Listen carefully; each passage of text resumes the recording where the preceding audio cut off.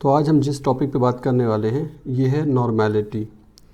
तो पहले इसकी डेफिनेशन देखते हैं एक बार। Normality is the number of gram equivalent of the solute present per litre of the solution.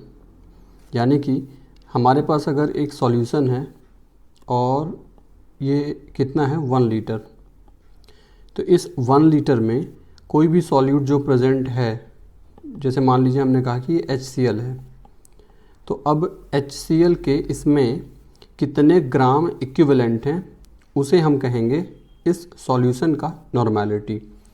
अब ये समझते हैं ग्राम इक्विवेलेंट का मतलब क्या है। तो ग्राम इक्विवेलेंट का मतलब समझने के पहले हम ये समझ लेते हैं बेसिसिटी और एसिडिटी, इसका क्या मतलब होता है। तो देखिए, बेसिसिटी का मतलब होता है number of displaceable H+ ions present in 1 molecule of the acid. जैसे कि मैंने कहा HCl, तो अगर हम HCl का रिएक्शन NaOH के साथ कराते हैं तब ये जो HCl एसिड है ये कितने H+ रिलीज़ करेगा, किसके लिए, OH- आयन से रिएक्ट करने के लिए। उस नंबर ऑफ H+ आयंस को क्या बोलेंगे, इस एसिड का बेसिसिटी। बस थोड़ा सा ये ध्यान रखना है कि बेसिसिटी जो हम टर्म यूज़ कर रहे हैं ये किसके लिए है, एसिड के लिए है, और एसिडिटी जो हम टर्म यूज़ कर रहे हैं ये बेस के लिए है। जैसे कि एक एग्जांपल लेते हैं कैल्शियम हाइड्रोक्साइड। अब अगर कैल्शियम हाइड्रोक्साइड का रिएक्शन HCl के साथ कराएं तब HCl के H+ आयन को रिप्लेस करने के लिए, HCl के H+ आयन को रिप्लेस करने के लिए या H+ आयन से रिएक्शन करने के लिए कितने OH- आयन एक मॉलिक्यूल से रिलीज़ होंगे। एक मॉलिक्यूल से अगर हम इसको ब्रेक करें तो ये ब्रेक होगा Ca++ और साथ में OH- और यहाँ होल ट्वाइस है, इसका मतलब ये कितने हैं, 2 OH- हैं। तो एक मॉलिक्यूल के अंदर किसी भी बेस में जो नंबर ऑफ OH- आयंस होते हैं वो उस बेस का एसिडिटी कहलाता है, और किसी भी एसिड के अंदर जितने H+ आयंस होते हैं वो उस एसिड का वो नंबर क्या होता है, बेसिसिटी होता है। तो जैसे अगर बात करें H2SO4 की, तो H2SO4 को अगर हम ब्रेक करते हैं तो एक H2SO4 से 2 H+ आयन रिलीज़ होंगे, क्योंकि यहाँ पे H2 है और सल्फेट कितने होंगे, सल्फेट 1 होगा। ये सल्फेट में एक ही सल्फेट में 2 माइनस चार्ज हैं और जो H+ है उसमें एक हाइड्रोजन में 1+ चार्ज है। तो यहाँ पे देखिए इस तरह से चार्ज इसका बैलेंस्ड है। तो क्योंकि 2 H+ रिलीज़ किया इसलिए हम कहेंगे कि H2SO4 जो एसिड है, इस एसिड का जो बेसिसिटी होगा वो कितना हो जाएगा, 2 हो जाएगा। इसी तरीके से H3PO4 है, तो H3PO4 में बेसिसिटी कितनी हो जाएगी, 3 हो जाएगी। तो ये हमने समझ लिया कि एसिडिटी क्या है और बेसिसिटी क्या है। अब दूसरी बात समझिए। अब जैसे हमने किसी सॉल्ट को लिया, हम ले लेते हैं NaCl को, तो भाई NaCl में जब ये ब्रेक होगा तो Na+ चार्ज आएगा और Cl- चार्ज आएगा, ठीक है। अब देखिए हमने कहाँ से स्टार्ट किया था, हमने स्टार्ट किया था ग्राम इक्विवेलेंट से। तो अब हम आ जाते हैं ग्राम इक्विवेलेंट में। तो भाई ग्राम इक्विवेलेंट हमें पता करना था ये क्या चीज़ होती है। तो ग्राम इक्विवेलेंट का मतलब होता है mass of the solute in gram. मतलब मैंने आपको एक सबस्टेंस है, सपोज़ हम NaCl की ही बात कर लेते हैं, तो मैंने कहा कि यार NaCl के मेरे पास 117 ग्राम है। NaCl मेरे पास कितना है, इतना है। तो ये क्या हो गया, mass of the solute in ग्राम।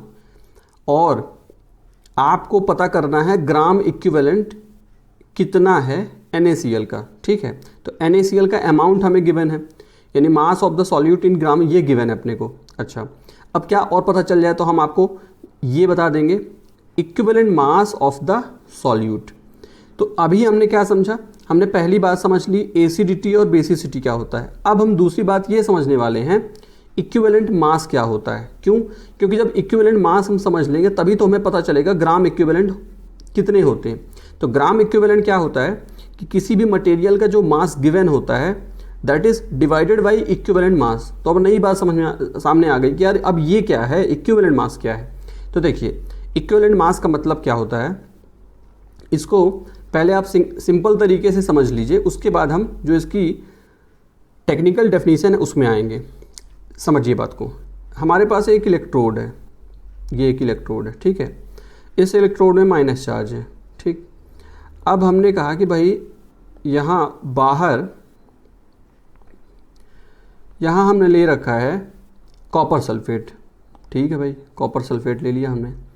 अब कॉपर सल्फेट में जो कॉपर आयन है वो कैसे ब्रेक होगा, Cu++ और सल्फेट कैसे ब्रेक होता है SO4-।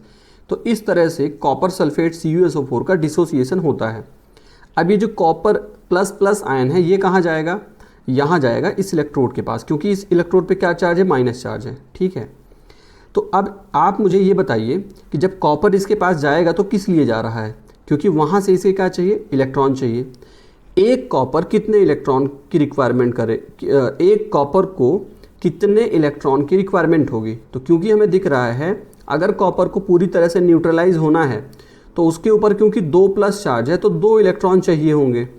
जब 2 इलेक्ट्रॉन मिल जाएंगे तब ये न्यूट्रल होकर के कॉपर बन जाएगा और यहीं पे ऐसे चिपक जाएगा।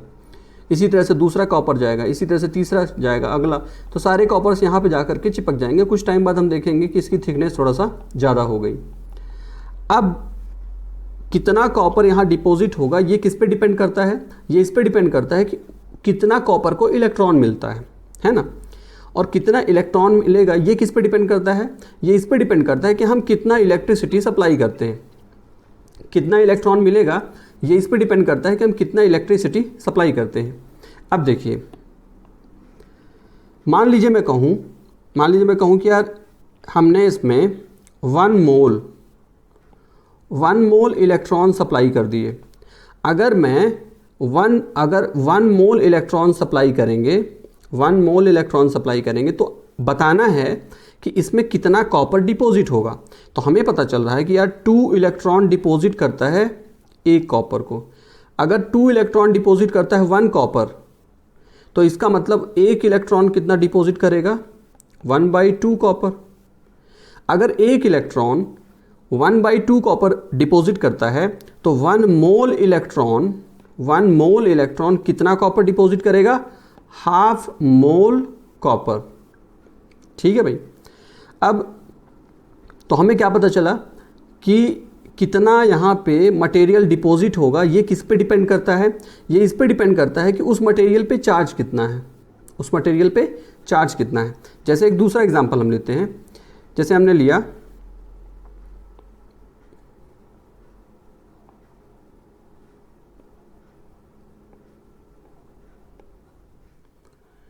इसमें माइनस चार्ज है और हमने बाहर ले लिया है, मान लीजिए कि कैल्शियम सल्फेट, ठीक, कैल्शियम सल्फेट हमने ले लिया। अब कैल्शियम सल्फेट जब ब्रेक होता है, डिसोसिएट होता है तो बनाता है Ca++ और SO4-। तो अब ये कैल्शियम जो है अगर कैल्शियम न्यूट्रल होना चाहे तो कैल्शियम को 2 इलेक्ट्रॉन चाहिए होंगे, 2 इलेक्ट्रॉन, तब जा कर के कैल्शियम न्यूट्रल हो पाएगा। तो हमें क्या पता चला कि यार एक कैल्शियम आयन को अगर न्यूट्रलाइज करना है तो 2 इलेक्ट्रॉन का रिक्वायरमेंट होता है। अब एक कैल्शियम जो होता है इसका मोलर मास कितना होता है, तो इसका मोलर मास हो गया 40 ग्राम, ठीक है भाई, मोलर मास 40 ग्राम है। अब हम कह रहे हैं कि वही बात कि हमने 1 मोल इलेक्ट्रॉन इसमें सप्लाई किए, कितने किए, 1 मोल समझ रहे हैं ना, 1 मोल यानी इतने इलेक्ट्रॉन सप्लाई किए जा रहे हैं, इतने। तो यार जब 1 मोल इतने इलेक्ट्रॉन सप्लाई करेंगे तो कैल्शियम यहाँ पे कितना डिपॉजिट होगा, तो इसका हाफ, क्योंकि 1 इलेक्ट्रॉन 2 इलेक्ट्रॉन एक कैल्शियम को डिपॉजिट करता है तो 1 इलेक्ट्रॉन ½ कैल्शियम को डिपॉजिट करेगा। तो अगर 1 इलेक्ट्रॉन ½ कैल्शियम डिपॉजिट करता है तब 1 मोल इलेक्ट्रॉन हाफ मोल कैल्शियम को डिपॉजिट करेगा। तो इसलिए अगर हम कह रहे हैं कि इतने नंबर ऑफ इलेक्ट्रॉन्स हैं तो कैल्शियम के कितने नंबर्स हो जाएंगे, इसका जस्ट हाफ, यानी कि इतना 3.011 इंटू 10⁻23। ठीक है भाई, इतना कैल्शियम डिपॉजिट हुआ। अब ध्यान से सुनना, 40 ग्राम कैल्शियम का क्या मतलब होता है? 40 ग्राम कैल्शियम का मतलब होता है 1 मोल। 40 ग्राम कैल्शियम का मतलब क्या होता है? 1 मोल। और 1 मोल का मास कितना होता है? यही 40 ग्राम। भाई 40 ग्राम का मतलब 1 मोल। अब 1 मोल का मतलब नंबर्स में कितना होता है? इतना होता है, इतना। तो इतने अगर कैल्शियम डिपॉजिट होते हैं तो उसका मास कितना होता है? 40 ग्राम। लेकिन कैल्शियम कितने डिपॉजिट हुए हैं? इतने डिपॉजिट हुए हैं। तो मतलब क्या हुआ, इतने नंबर्स के लिए 40 ग्राम अगर मास है तो फिर 3.011 इंटू 10⁻23 इतने कैल्शियम का मास कितना होगा? तो यार 40 का हाफ होगा, यानी 20। तो क्या बात पता चली? ये बात पता चली कि अगर ये बात पता चल रही है कि अगर 1 मोल इलेक्ट्रॉन्स हम यहाँ पे पास करेंगे तो जो हमें कैल्शियम मिलेगा वो अपने मोलर मास का आधा मिलेगा। भाई कैल्शियम का मोलर मास 40 न होता है, लेकिन कैल्शियम यहाँ मिल कितने रहे हैं? कैल्शियम यहाँ मिल रहे हैं 20 ग्राम। अब अगर आपको ये बात समझ में आ गई तो अब अगर मैं आपसे क्वेश्चन पूछूं तो आप आंसर दे सकते हैं। मान लीजिए कि हमारे पास एक सॉल्यूशन है, ये सॉल्यूशन है। अब यहाँ फिर से वही बात, माइनस चार्ज, लेकिन इस बार बाहर एल्यूमिनियम सल्फेट है। क्या है? Aluminium sulphate. अब पूछा जा रहा है कि बताइए कि अगर 1 मोल इलेक्ट्रॉन्स यहाँ हम पास करें तो कितना एल्यूमिनियम वहाँ डिपॉजिट होगा। तो यार एल्यूमिनियम का जितना मोलर मास होता है, मान लीजिए कि एटॉमिक नंबर इसका 13 है तो मोलर मास हम 26 ले लेते हैं। तो 26 ग्राम माना कि इसका मोलर मास है। तो यार 26 ग्राम एक एल्यूमिनियम में चार्ज कितना होता है? एक एल्यूमिनियम में +3 चार्ज होता है, यानी एक एल्यूमिनियम को डिपॉजिट करने के लिए कितने इलेक्ट्रॉन चाहिए होंगे? 3 इलेक्ट्रॉन चाहिए होंगे। तो यार 3 इलेक्ट्रॉन से एक एल्यूमिनियम बनता है, तो एक इलेक्ट्रॉन से 1/3 एल्यूमिनियम बनेगा। तो 1 मोल इलेक्ट्रॉन से 1/3 मोल एल्यूमिनियम बनेगा। और 1 मोल एल्यूमिनियम का मास कितना होता है? 26 होता है। मान लीजिए 27 ले लेते हैं, चलिए। तो इसका मतलब 3 से डिवाइड करेंगे तो कितना आ जाएगा? 9 ग्राम। तो मतलब क्या हुआ, आंसर क्या होगा इसका आंसर होगा कि अगर 1 मोल इलेक्ट्रॉन्स हम पास करेंगे, 1 मोल अगर हम इलेक्ट्रॉन्स पास करेंगे तो जो मटेरियल डिपॉजिट यहाँ होने वाला है एल्यूमिनियम, वो कितना अमाउंट में होगा? वो अमाउंट में होगा 9 ग्राम। तो अब समराइज़ करते हैं। जब हमने सोडियम लिया था सोडियम सल्फेट, अगर हम सोडियम सल्फेट लेते हैं, फिर उसके बाद हमने लिया था कैल्शियम सल्फेट, फिर हमने लिया था एल्यूमिनियम सल्फेट। ठीक, एल्यूमिनियम सल्फेट। तो अब देखिए, हमें ये पता करना है कि 1 मोल अगर इलेक्ट्रिक करंट हम पास करेंगे। अच्छा, सबका मोलर मास लिख लेते हैं। सोडियम का मोलर मास होगा है 23 ग्राम, कैल्शियम का लिख लेते हैं 40 ग्राम और एल्यूमिनियम का लिख लेते हैं 27 ग्राम। अब वो वाला मास है ना, एक नया न्यू मास ऐसा कर लेते हैं, न्यू मास मतलब जो डिपॉजिट होता है। तो सोडियम में कितना डिपॉजिट होगा? तो यार सोडियम में हमें पता चल रहा है कि सोडियम में तो +1 चार्ज ही है। तो 1 चार्ज है तो 1 मोल अगर इलेक्ट्रॉन्स हम पास करेंगे तो सोडियम को अगर डिपॉजिट होना है तो 1 मोल सोडियम ही डिपॉजिट हो जाएगा। तो सोडियम के लिए तो 23 ग्राम ही यहाँ पे हो गया। और कैल्शियम के लिए तो एक कैल्शियम 2 इलेक्ट्रॉन की रिक्वायरमेंट होती है, तो इसलिए यहाँ 20 ग्राम डिपॉजिट होगा। और एल्यूमिनियम के लिए तो 9 ग्राम ही डिपॉजिट होगा। तो भाई साहब ये वाला जो मास है ना, वो मास, अब इसी मास को इक्विवेलेंट मास बोलते हैं। यही वाला जो मास है इसी को क्या बोलते हैं? इक्विवेलेंट मास बोलते हैं। अब यार इक्विवेलेंट मास को सिंपल थोड़ा सा डेफिनेशन देने की कोशिश करें अगर, तो ऐसा कह सकते हैं कि इलेक्ट्रोलिसिस में, या ये कहें कि रेडॉक्स रिएक्शन में, क्योंकि ये रेडॉक्स रिएक्शन चल रही है, रेडॉक्स रिएक्शन में 1 मोल इलेक्ट्रॉन्स के एक्सचेंज में जितना मटेरियल डिपॉजिट होता है इलेक्ट्रोड में, वो वाला जो अमाउंट होता है ग्राम में, that is equivalent mass.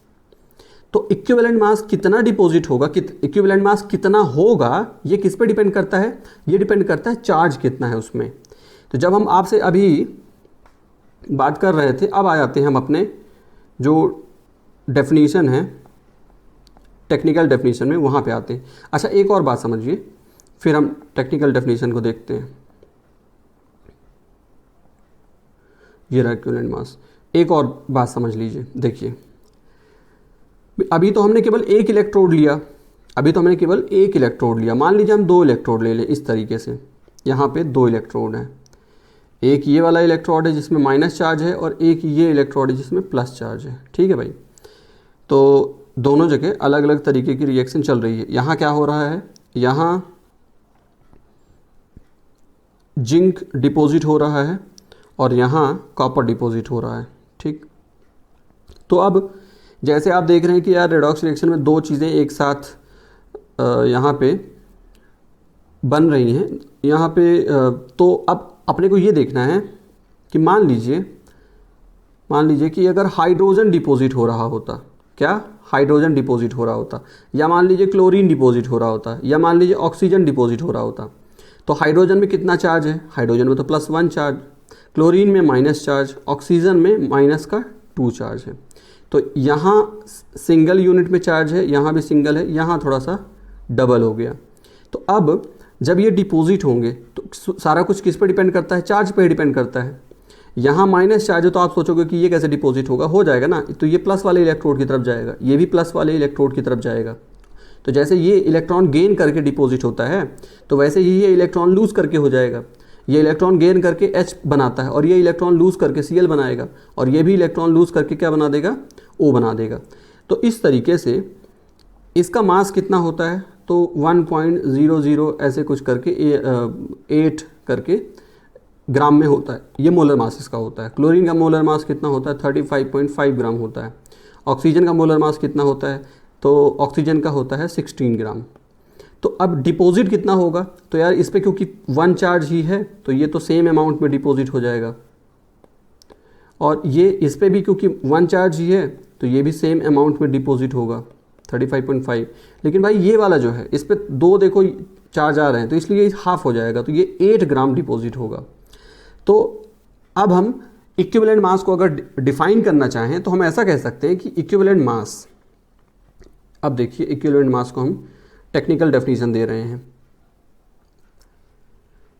It is the mass of a given substance, किसी भी सबस्टेंस का ये मास है, विच विल कंबाइन विद और डिस्प्लेस, या तो वो कंबाइन होगा या तो वो डिस्प्लेस करेगा, a fixed quantity of another substance, किसी दूसरे सबस्टेंस की एक फिक्स क्वांटिटी रहेगी, अमाउंट रहेगा।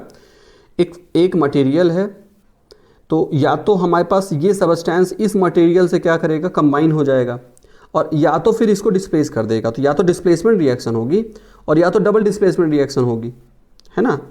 रेडॉक्स रिएक्शन हमने देखी है, रेडॉक्स रिएक्शन में या तो डिस्प्लेसमेंट होता है या तो डबल डिस्प्लेसमेंट होता है। अच्छा, फिर देखते हैं equivalent weight of an element, यहाँ से डेफिनेशन आ रही, ठीक है। Equivalent weight of an element is the mass which combine with और डिस्प्लेस 1.008 ग्राम ऑफ हाइड्रोजन और 8 ग्राम ऑफ ऑक्सीजन और 35.5 ग्राम ऑफ क्लोरीन।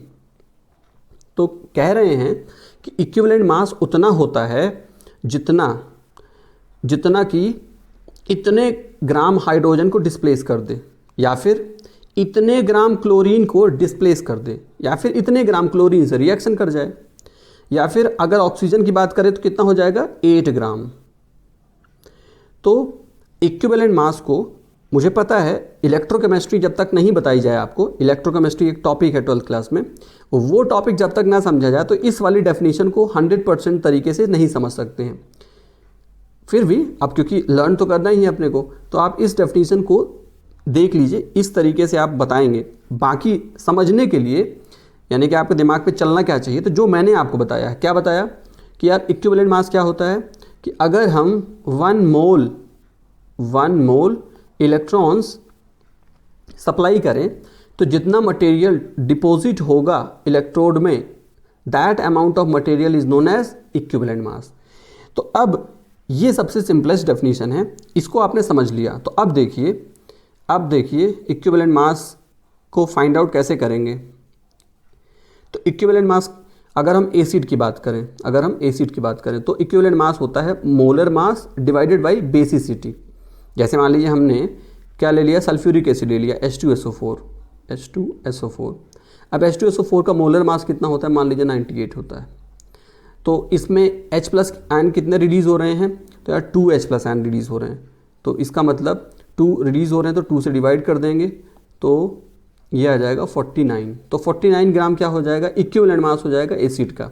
अगर बेस का इक्विवेलेंट मास पता करना है तो क्या करेंगे, एसिडिटी, जो नंबर ऑफ एसिडिटी होगा, जो भी नंबर्स होंगे उससे आप डिवाइड कर देंगे।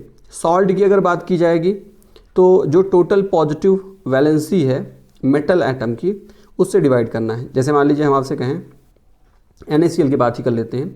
NaCl का मॉलिक्यूलर मास NaCl का होता है 58.5, मान लीजिए हमने ये ले लिया, और इसमें total positive valency of metal atom की कितनी है, तो भाई सोडियम, यहाँ पे सोडियम है NaCl में तो 1 है, तो 1 से डिवाइड कर देंगे तो इसका इक्विवेलेंट मास कितना हो गया 58.5 ग्राम, यानी कि उतना ही हो गया जितना कि मोलर मास होता है। इसी तरह से अगर एलिमेंट की बात की जाएगी तो जो उसका एटॉमिक मास होता है, अगर एलिमेंट है तो एटॉमिक मास की ही बात करेंगे, यानी एटॉमिक मास जो होगा वो उसका मोलर मास होगा। और डिवाइड कैसे कर देंगे, वैलेंसी से। जैसे हमने यहाँ पे देखिए इसमें ऐसे ही तो किया था, वैलेंसी से डिवाइड किया था जब हमने ये वाला केस लिया है। यहाँ सोडियम की बात करें, कैल्शियम की बात करें, एल्यूमिनियम की बात करें, तो सोडियम में हमने 1 से डिवाइड किया क्योंकि उसकी वैलेंसी 1 है। कैल्शियम में हमने 2 से डिवाइड कर दिया था और एल्यूमिनियम में 3 से डिवाइड कर दिया था। तो वही बात यहाँ पे है। तो आपको ये जो 4 फार्मूले हैं, ये 4 फार्मूले आपको याद रखने हैं कि अगर एसिड का इक्विवेलेंट मास पता करना है तो वो कितने H प्लस आयन उसके पास हैं उससे डिवाइड कर दो, मोलर मास डिवाइडेड बाई जितने H प्लस आयन रिलीज कर रहा है। बेस का अगर इक्विवेलेंट मास पता करना है तो बेस का जो मोलर मास है उसको डिवाइड कर दो, उसमें कितने OH माइनस आयन्स हैं।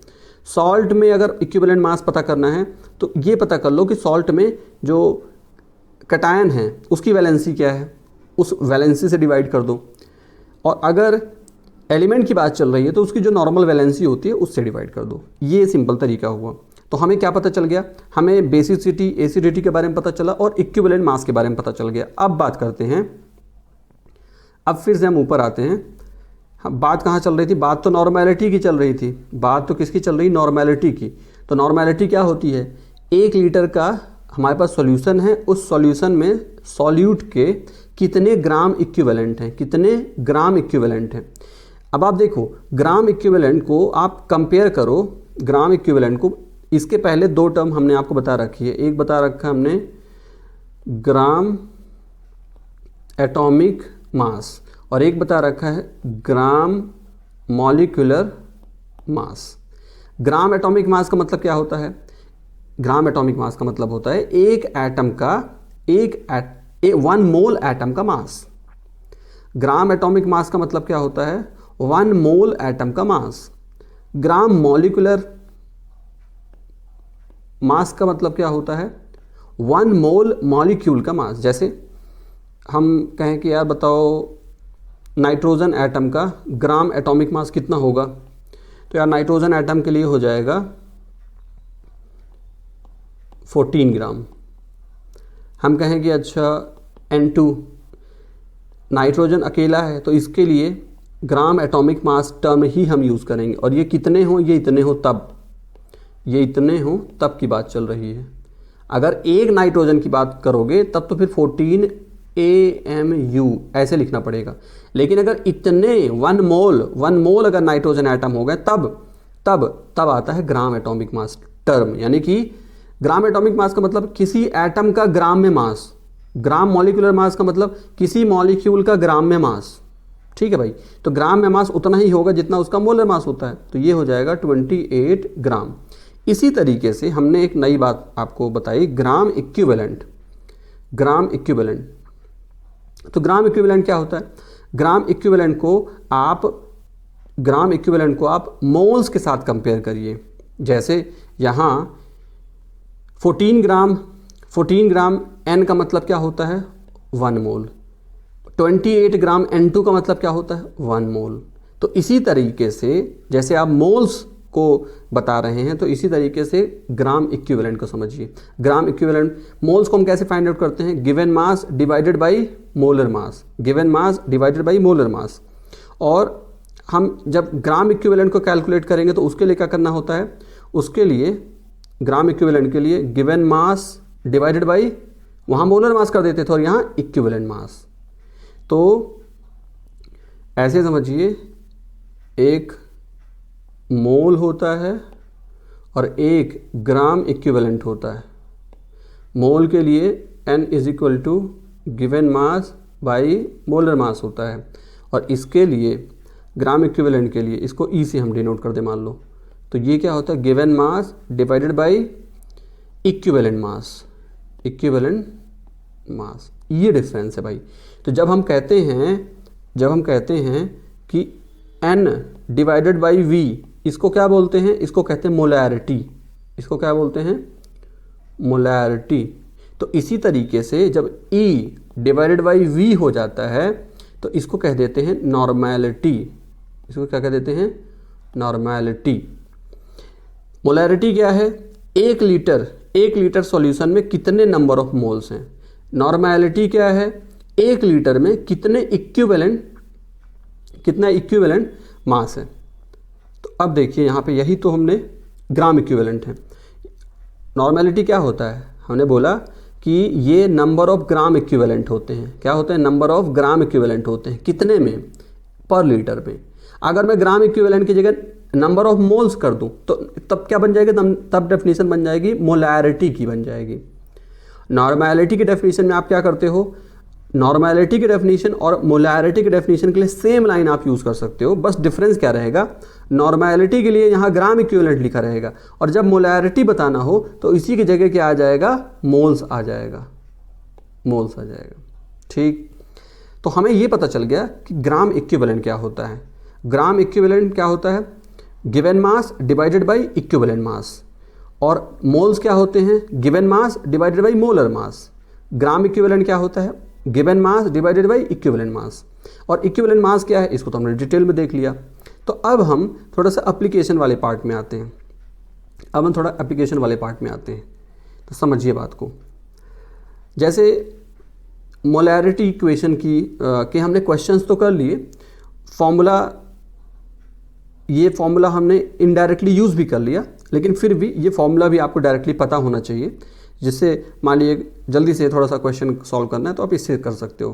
क्या मतलब है इसका?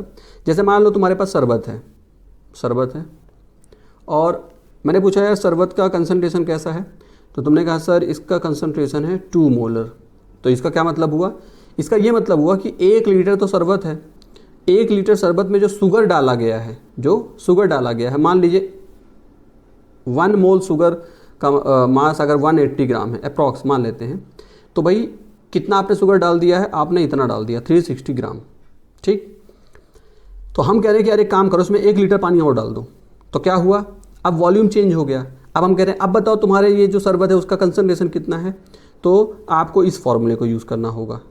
ये फॉर्मूला M1V1 पहले वाला मोलैरिटी और पहले वाला वॉल्यूम इज इक्वल टू बाद वाला मोलैरिटी और बाद वाला वॉल्यूम। तो इसको कहते हैं क्या है? ये जो इक्वेशन बनी इसको कहते हैं मोलैरिटी इक्वेशन।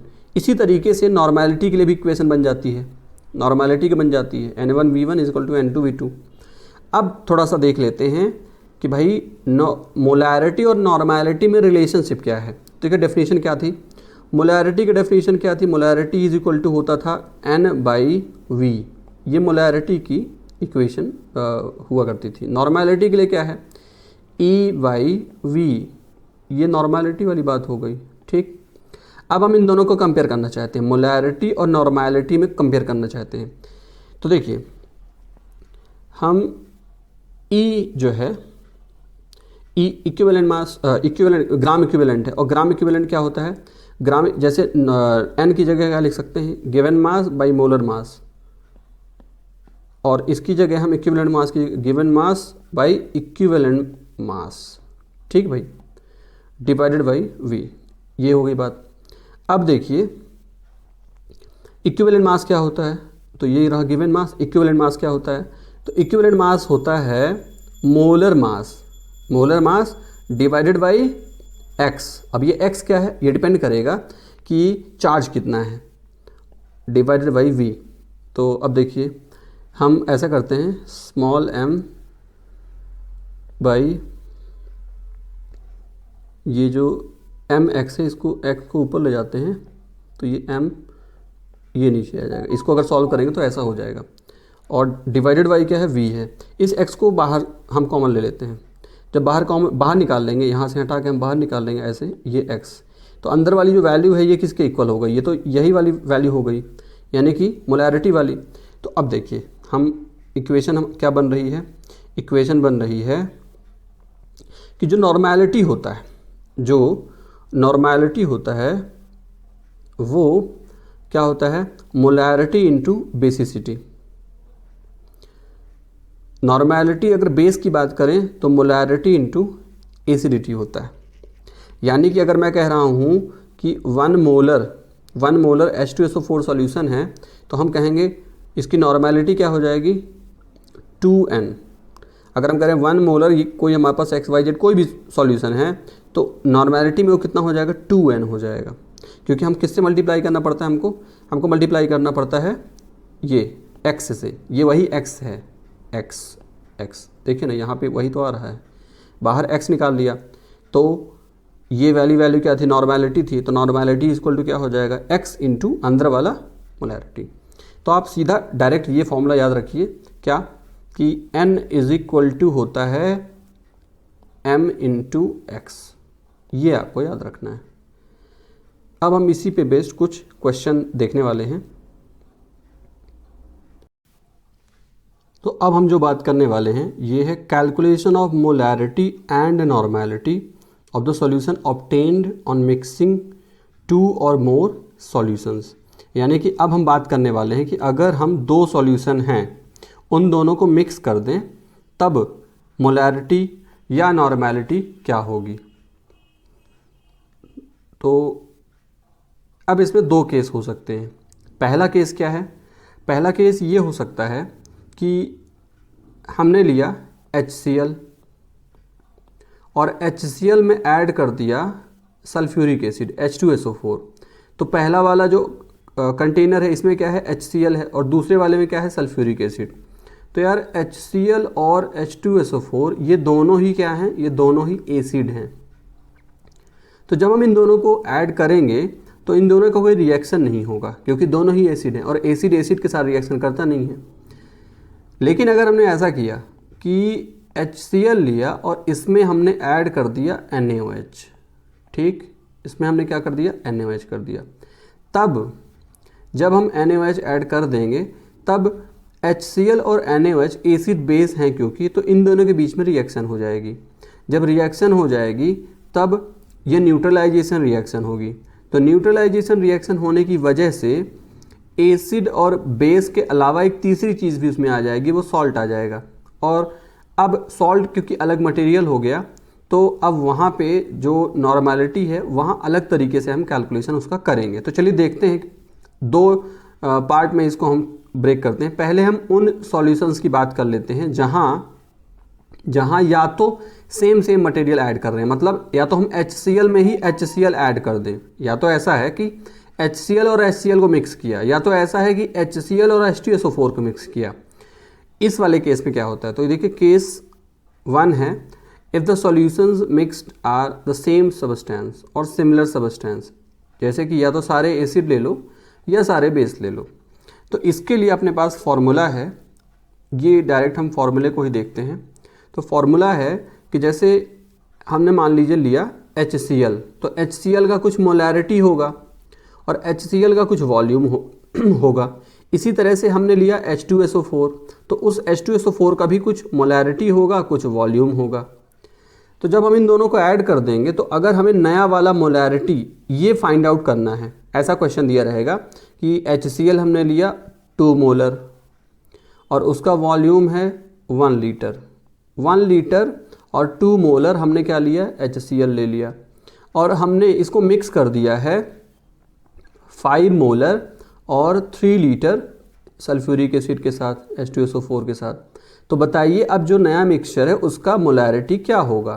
तो जो नया मिक्सचर है वो उसमें टोटल वॉल्यूम कितना हो जाएगा, टोटल वॉल्यूम हो जाएगा 4 लीटर। तो आपको करना क्या है, ये M1V1 इंटू प्लस M2V2, तो 2 इंटू 1 करोगे तो कितना आ जाएगा 2, प्लस 5 इंटू 3 करोगे तो कितना आ जाएगा 15। तो 2 + 15 यानी कि 17 इज इक्वल टू नया वाला मोलैरिटी इंटू नया वाला वॉल्यूम। तो यानी कि नया वाला जो मोलैरिटी होगा वो किसके इक्वल हो जाएगा, 17 डिवाइडेड बाई 4। इस तरीके से आंसर आ जाएगा। यही बात सेम अप्लाई होगी किसके लिए, नॉर्मैलिटी के लिए भी। तो ये पहला वाला जो ये आपको बताया पार्ट, ये तो आसान है, इसमें ज़्यादा दिक्कत नहीं होनी चाहिए। अब बात करते हैं जब हम एसिड और बेस को मिक्स करेंगे।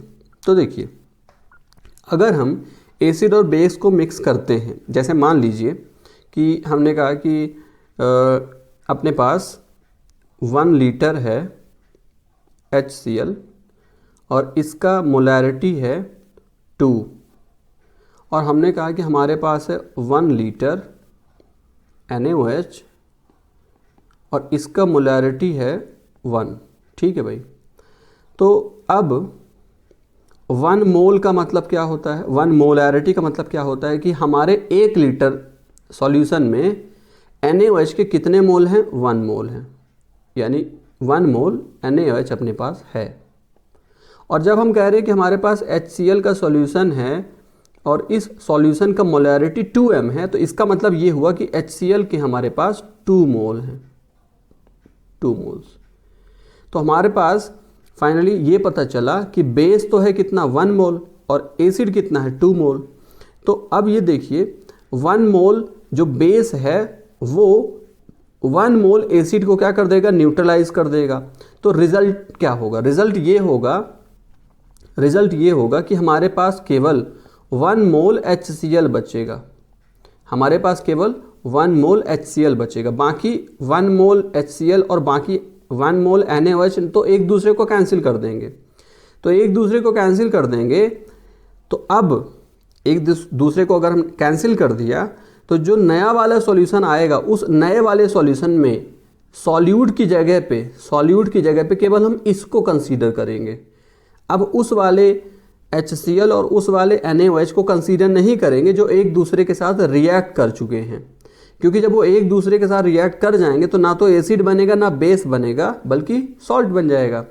तो वहाँ पे अब हम जो डिस्कशन कर रहे हैं वो तो एसिड और बेस के कंसंट्रेशन की बात कर रहे हैं। तो जब कंसंट्रेशन हमें बताना होगा तो हम या तो एसिड या बेस की बताएंगे, सॉल्ट की तो हमसे पूछी नहीं जा रही है। अगर सॉल्ट की पूछी जाएगी तो सॉल्ट की बता देंगे। तो यहाँ पे देखिए स्टेप्स हैं जो आपको फॉलो करने होंगे। सबसे पहला काम तो क्या करना होगा, सबसे पहले तो नंबर ऑफ ग्राम इक्विवेलेंट जो प्रेजेंट है गिवन वॉल्यूम में सॉल्यूशन में वो आप पता करिए। अगर बात नॉर्मैलिटी की जैसे चल रही है, यहाँ पे हम किसकी बात कर रहे हैं, नॉर्मैलिटी की बात कर रहे हैं। उसके बाद जो हमें ये पता करना होगा कि जो एसिड बेस प्रेजेंट हैं उनका कितना कितना अमाउंट है जो एक दूसरे को न्यूट्रलाइज कर रहा है, और उनका भी ग्राम इक्विवेलेंट पता कर लेंगे। हमें ये पता चल जाएगा कि एक्सेस में कौन है, ये हमें पता करना होगा कि एक्सेस में एसिड है या बेस है, जो भी है।